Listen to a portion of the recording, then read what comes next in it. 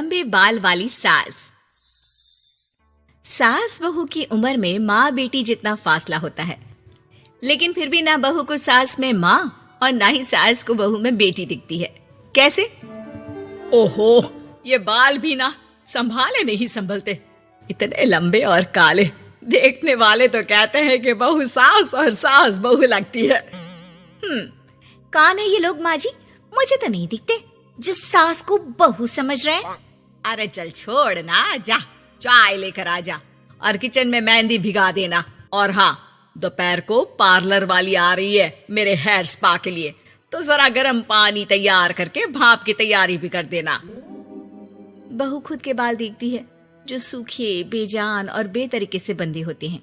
बहू किचन की तरफ जाती है। यहाँ खुद के बालों को संभालने का टाइम नहीं है, ना ही पैसा, लेकिन सास के बालों पर इन्वेस्टमेंट देखकर हैरानी ही होती है मुझे तो। दोपहर को पार्लर वाली सास के बालों को देखकर बोल पड़ती है, ओहो, ये कैसे बाल कर लिए आपने? 2 हफ्ते से मुझे बुलाया नहीं ना, तभी। अरे वो बहू के कारण। मेरे कारण? मैंने कब मना किया था आपको किसी चीज के लिए? अब तू ही मायके चली गई थी ना, अब मैं घर का खाना बनाऊं या फिर बालों की केयर करूं? तू जाकर पानी लेकर आ। इस बार मैं जो मसाज करूंगी ना, थोड़ा महंगा है, लेकिन अरे महंगे की चिंता ना कर, बस ये जो डिम्पल कपाड़िया जैसे बाल है वो शबाना आजमी जैसे ना हो जाए, इसका ख्याल रख। अब क्या था, सास के बाल पर जो बजट था वो घर के किचन के बजट जितना ही था, लेकिन बहू बेचारी करती क्या, बहू जो ठहरी। एक बार सास बहू मॉल में घूमने जाते हैं। माँ जी, एक ड्रेस लेना है, चलिए ना जरा डिजाइनर शॉप तक। हाँ चलो, वैसे भी बाल गीले हैं, थोड़ा बाहर घूमूंगी तो हवा से सूख जाएंगे। सास बहू दोनों मॉल में घूम रही होती है। सासू माँ, वो रहा मेरा स्टोर।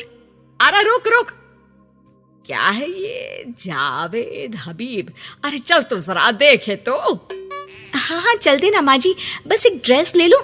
अरे ले लेना ड्रेस बाद में, किसने मना किया है लेने से? सास जावेद हबीब के पार्लर में जाती है, जहाँ सेल्स गर्ल उन्हें पकड़ लेती है। अरे कुछ बालों को सुंदर रखने के लिए क्रीम पाउडर दिखाओ ना, वो क्या है ना, थोड़े बेजान लग रहे हैं।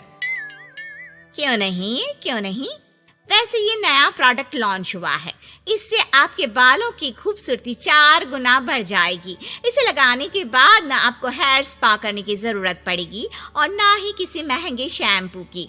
बस ये लगाइए और पूरे मोहल्ले में बाल चमकाइए, लहराइए और इतराइए। अरे वाह, कितने का है? इतना सस्ता कि आपको हंसी आ जाएगी।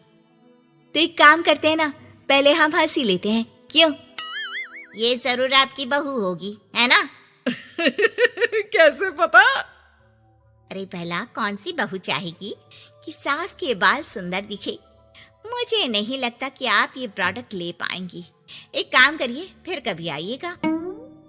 अरे ओए, पैक कर दे इसे, और सुन, 2 पैकेट पैक करना, और आज के बाद किसी सास बहू के बीच लड़ाई लगाने की कोशिश ना करना।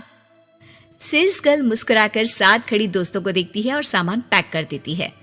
उन लोगों के जाने के बाद, देखा मैंने कैसे खेल खेला? बहू मानती तो मुसीबत, और ना मानती तो भी मुसीबत। वहीं सामान लेकर सास भी खुश बाहर निकलकर बहू से कहती है, अरे वाह बहू, अब देखना मेरे बाल ना और ज्यादा सुंदर हो जाएंगे। अब तो लोग मुझे देखकर जलने लगेंगे। वैसे जलन से याद आया, तुझे भी तो ड्रेस लेनी थी ना, चल ले लेते हैं। रहने दीजिए, पैसे किसके पास है जो ड्रेस ले लूं? आप तो अपने बाल लहरा लहरा कर इतराइए। मैं कोई पुरानी ड्रेस ही पहन लूंगी। चलो वो भी ठीक है बहू, देख हमेशा ना फालतू खर्चे से बचना चाहिए। मैं बिल्कुल फेवर में नहीं थी तेरी नई ड्रेस के लिए, फिर भी तुझे मना नहीं कर पा रही थी। बहू के तो मन में आता है कि सास की इस बात के बाद वो उन्हें इतना अच्छा करारा जवाब दे, लेकिन चुप हो जाती है। सास का बालों को लहराना और इतराना यूं ही चल रहा था। एक दिन, माँ जी, न जाने क्यों चक्कर आ रहा है, लगता नहीं कि मैं काम कर पाऊंगी, मैं अपने कमरे में आराम करने जा रही हूँ। थोड़ी देर बाद पति भी आ जाता है। माँ, शिखा को कहीं देखा क्या? आज बहुत दिनों बाद घर की रसोई से इतनी अच्छी खुशबू आ रही है। मन तो कर रहा है कि बिना चेंज किए ही खाना खाने बैठ जाऊं।